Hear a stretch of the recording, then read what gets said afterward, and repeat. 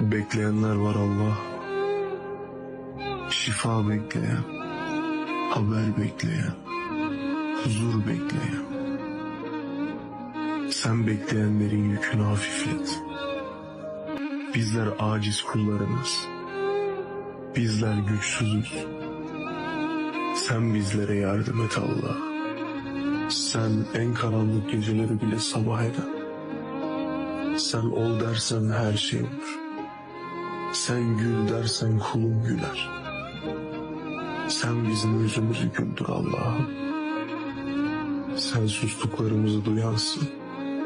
Sen kalbimizi görensin. Bizleri çaresiz bırakma Allah.